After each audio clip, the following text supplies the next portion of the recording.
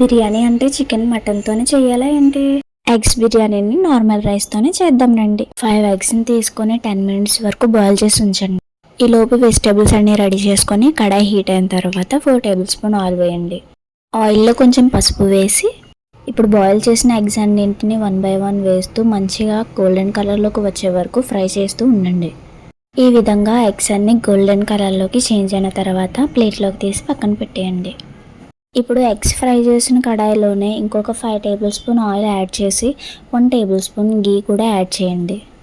గీ మొత్తం ఆయిల్లో కరిగిపోయిన తర్వాత బిర్యానీ ఆకు, దాల్చిన చెక్క, యాలకులు, జీలకర్ర మొదలగు బిర్యానీ సామాను వేసి వాటితో పాటు కొంచెం జీడిపప్పును కూడా యాడ్ చేసి వాటి కలర్ చేంజ్ అయ్యే వరకు ఒక 2 మినిట్స్ మిక్స్ చేస్తూ ఉండాలి. ఇప్పుడు ముందుగా ప్రిపేర్ చేసి పక్కన పెట్టుకున్న వెజిటేబుల్స్ని ఆనియన్స్ని సన్నగా కట్ చేసుకోవాలి. ఒక 3 ఆనియన్స్ అయితే సరిపోతుంది. అలాగే దాంతోపాటు 4 చిల్లీ, 1 క్యారెట్, 2 టమాటోస్ వేసి మంచిగా ఒక 3 నిమిషాల పాటు కలపాలి. ఇప్పుడు కొంచెం కొత్తిమీర అలాగే పుదీనాను కూడా వేసి ఒకసారి కలిపితే సరిపోతుంది. వేసిన వెజిటేబుల్స్ అన్నీ మీడియం ఫ్లేమ్లోనే ఉంచి ఉడికించండి. హై ఫ్లేమ్లో పెడితే మాడిపోయే అవకాశం ఉంటుంది. ఒక 5 మినిట్స్లో బాగా ఫ్రై అయిపోతాయి. ఇప్పుడు 2 టేబుల్ స్పూన్ సాల్ట్ యాడ్ చేయండి. దాంతోపాటు అల్లం వెల్లుల్లి పేస్ట్ని కూడా యాడ్ చేయండి. ఒక 1 ప్యాకెట్ అయితే సరిపోతుంది దీనికి.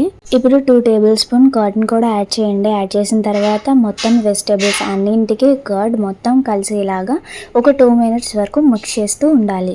తర్వాత 2 టేబుల్ స్పూన్ కారం యాడ్ చేయాలి. అలాగే 1 టేబుల్ స్పూన్ జీలకర్ర పొడి, కొంచెం పసుపు వేసుకోవాలి.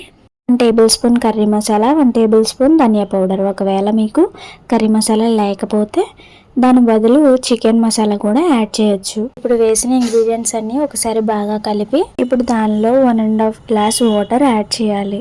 ఇప్పుడు ఒకసారి బాగా మిక్స్ చేసి ఒక 15 మినిట్స్ వరకు మూత పెట్టి దాన్ని మీడియం ఫ్లేమ్లో ఉడకనివ్వండి. 15 మినిట్స్ తర్వాత మనకి కావాల్సినట్టుగా గ్రేవీ అయితే ఆల్మోస్ట్ రెడీ అయిపోయి ఉంటుంది. ఒకసారి తీసి చూడండి. నాకైతే ఇంకొంచెం దగ్గరగా ఉంటే బాగుంటుంది అనిపించింది. సో అందుకని చెప్పేసి నేను ఇంకొక 5 మినిట్స్ కూడా నేను మిక్స్ చేస్తున్నాను మీడియం ఫ్లేమ్లోనే.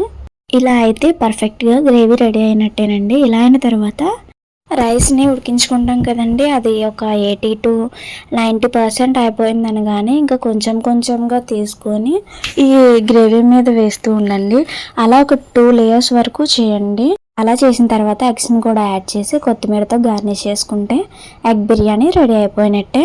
ఒకసారి ట్రై చేయండి. ట్రై చేసి నచ్చితే లైక్ చేసి కామెంట్ చేయండి. Thanks for watching. Do follow for more.